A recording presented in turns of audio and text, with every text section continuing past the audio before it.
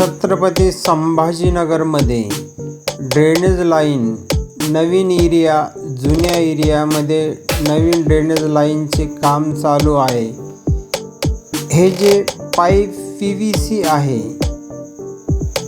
आणि अगोदरचे पाईप सिमेंटचे राहायचे, सिमेंट कॉन्क्रीटचे। हे काम अगदी सोप्या पद्धतीने केले जाते। पाईप मला वाटते 20 फुटाचा पाईप असतो हा, 8 इंचाचा, 8 ते 10 इंचाचा पाईप आणि अगदी सोपी पद्धत आहे पाईप जोडण्याची। ड्रेनेज लाईनचा पाईप अगोदर खूप मेहनत घ्यावा लागत असे, आता एकदम सोपी आहे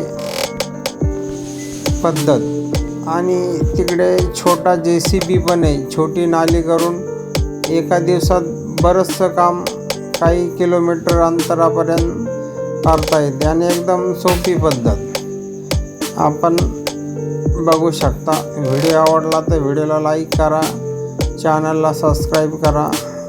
धन्यवाद।